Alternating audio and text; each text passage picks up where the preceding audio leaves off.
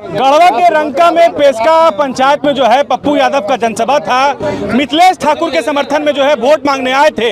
बड़ा लंबा बोले, बीजेपी पर, अमित शाह पर, नरेंद्र मोदी पर और हिमंता बिस्वा शर्मा पर निशाना साधे। कहे कि मिथिलेश ठाकुर को क्यों वोट करना है। हमारे साथ मंत्री मिथिलेश ठाकुर हैं। दादा, आज थोड़ी देर के बाद प्रचार प्रसार थम जाएगा। 2 दिनों के बाद जो है बटन दबाने के लोग जो है मतदान केंद्र जाएंगे। अभी तक का क्या माहौल देख रहे हैं आप? माहौल तो आप देख रहे हो अच्छी तरह से, क्योंकि आप भी चौथे स्तंभ हैं लोकतंत्र के, और आप भी पूरे विधानसभा नहीं पूरे राज्य में घूम रहे होंगे। माहौल क्या है ये मुझसे अच्छी तरह आप बता सकते हैं और जनता बता सकती है। मैं तो अपना पारिश्रमिक मांग रहा हूँ। सरकार जो 5 साल रही, 5 साल में 2.5 वर्ष काम करने का मौका मिला, और सरकार ने जो जनहित के काम किए उसका पारिश्रमिक मांग रहे हैं क्या। और जनता पूरी तरह से तैयार है, जनता का आशीर्वाद मिल रहा है। तो अब तो नहीं लगता मुझे कि कोई भी वैसे लोगों के झांसे में जनता आने वाली है जो जाति धर्म की, हिंदू मुसलमान की बात करके और कोई भी जनहित की बात नहीं करते हैं, विकास की बात नहीं करते हैं, मंदिर मस्जिद की सिर्फ बात करके और हिंदू मुसलमानों को बांटने का काम करते हैं। वैसे लोग अब पूरी तरह से मुंह की खाएंगे और जनहित का काम करने वाली, विकास करने वाली अब जनता सरकार बनाएगी, अपना प्रतिनिधि बनाएगी। पप्पू यादव आज आए यहाँ पर, जिस तरह का माहौल था, बहुत लोग यहाँ पे शामिल हुए थे।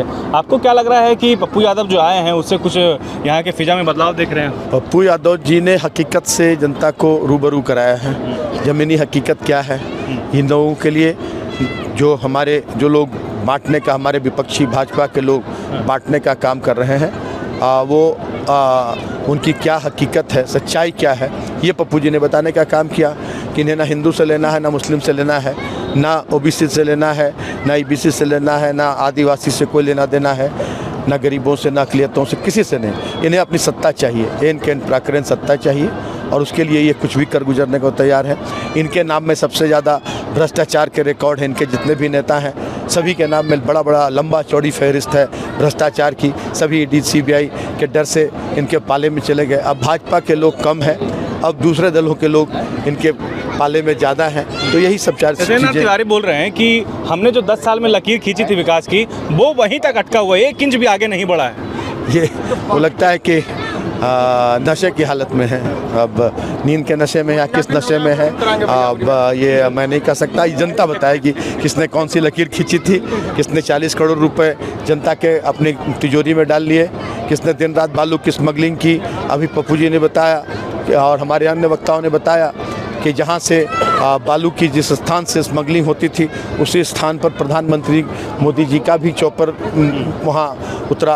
तो ये सारी चीज़ें जनता देख रही है, समझ रही है, और जनता जवाब देगी कि किसने विकास की लकीर खींची और किसने विनाश किया। आपको सर अपने काम किए पर कितना भरोसा है सर? 19 के बाद 24 के हाल में क्या फ़र्क देखते हैं 24 के चुनाव? देखिए, 19 में रिकॉर्ड बनाया था जनता ने एक, यहाँ 52 के बाद, 1952 के बाद इतने ज़्यादा मतों से, 23,500 मतों से मुझे जनता ने जिताकर एक रिकॉर्ड बनाया था, और जनता अपना ही रिकॉर्ड तोड़ेगी, इसका मुझे पूरा भरोसा है कि जनता इस बार सारे विपक्षियों की जमानत जब्त कराएगी, और हमारी जीत का अंतर इतना बड़ा होगा कि अब जनप्रतिनिधियों को सोचना होगा कि जनता अब मूर्ख नहीं बनने वाली, जनता अब झांसों में नहीं आने वाली, जनता अब हिंदू मुस्लिम मंदिर मस्जिद में नहीं बंटने वाली। जनता को हक चाहिए, अधिकार चाहिए, विकास चाहिए, और वैसे लोगों को उस समय बहुत कहें तो केयर की ज़रूरत पड़ेगी। जो लोग आज सोच रहे हैं कि हम जनता को मूर्ख बना लेंगे, जनता को ठग लेंगे, एक वोट के लिए उनको तरसना पड़ेगा। नरेंद्र मोदी हो, चाहे अमित शाह हो, या बड़े जितने नेता हैं बीजेपी के, वो झारखंड लगातार आ रहे हैं। आज भी अमित शाह, कल नरेंद्र मोदी आए थे। बोल रहे हैं कि आप लोग आदिवासियों के हितों को जो है उनके साथ उनकी जो भावना उनके साथ खेल रहे हैं। और तो अभी कितनी अच्छी तरह से उसको स्पष्ट कर दिया गया कि आदिवासियों का हक किसने मारा, सरना धर्म कोड किसने रोका। हमने तो विधानसभा में पारित करवा कर भेजा, किनके इशारे पर उसको वापस करवाया गया। आज भी कहता हूं कि सरना धर्म कोड फिर हम लोग किसी कीमत पर लागू करवाएंगे। हाँ, ओबीसी का आरक्षण किसने कम किया, आदिवासियों का हक किसने मारा, ये सारी चीज़ें बहुत अच्छी तरह से कैसे आदिवासी नेताओं को उन्होंने समाप्त करने का काम किया, आदिवासियों को समाप्त करने की साजिश रच रहे हैं। तो ये सारी चीज़ें बहुत अच्छी तरह से लोग समझ रहे हैं। और कौन आदिवासियों के हितैषी है, कौन यहाँ के ओबीसी, कौन यहाँ के अल्पसंख्यक, कौन यहाँ के गरीबों, कौन यहाँ के अनुसूचित जाति का के हितैषी है, ये सारी चीज़ें समझ में आ जाएगी 23 तारीख को। रोटी बेटी माटी की जिस तरह की जब बात हो रही है, क्या जवाब देंगे उन झारखंडियों को? देखिए, जो लोग रोटी माटी बेटी की बात करते हैं वो तीनों के साथ अन्याय कर चुके हैं बहुत, और हम रोटी के साथ भी, माटी के साथ भी, बेटी के साथ भी यहाँ न्याय हो रहा है। बेटियों को सम्मान मिल रहा है, बेटियों को सम्मान मिल रहा है, मैया सम्मान मिल रहा है, सावित्रीबाई फुले मिल रहा है, यहाँ की जल जंगल जमीन बचाई जा रही है, यहाँ लोगों को रोजगार मिल रहा है, लोगों को रोटी कपड़ा मकान मिल रहा है।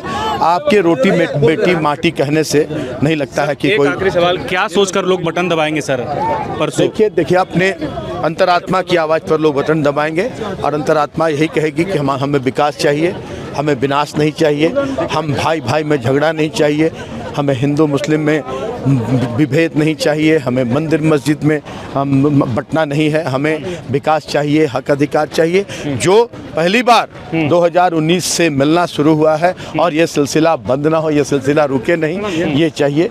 इस पर वोट करेंगे जनता। काम क्या रहेगा अगर जनता एक बार फिर आपको मौका देती है? पहला काम रहेगा हमारा, इतना काम आधारभूत संरचना हमने बहुत विकसित कर दी है। अब यहाँ उद्योग धंधे छोटे लगवाना, छोटे छोटे उद्योग धंधे लगवाना, पलायन रोकना, यहाँ मल्टी स्पेशलिटी हॉस्पिटल बनवाना, यहाँ सरकारी मेडिकल कॉलेज बनवाना, सरकारी इंजीनियरिंग कॉलेज बनवाना, ये सारी प्राथमिकताएं रहेंगी। और जो अधूरे काम रह गए, बहुत सारे अधूरे काम रह गए, अभी हमने एक रिकॉर्ड कायम किया है कि 1400 किलोमीटर सड़क लगभग हमने बनाने का काम किया। 2700 किलोमीटर सड़कें यहाँ जर्जर और कच्ची थी, उनको फिर दुरुस्त कराना, और भी जो अधूरे काम रह गए हैं उनको पूरा कराना, और गढ़वा को एक मॉडल जिला, एक मॉडल विधानसभा के लोग पूरे देश से, पूरी दुनिया से गढ़वा घूमने आए, ये मेरा सपना है। झारखंड में बैक हो रहे हैं सर आप लोग बहुमत के साथ, कितना कॉन्फिडेंस? अपार बहुमत नहीं, अपार बहुमत के साथ। आप देखेंगे इस बहुमत के साथ तो 19 में आए थे, इस बार अपार बहुमत के साथ आएंगे। चलिए। TheFollowUp.in, like, share and subscribe. www.thefollowup.in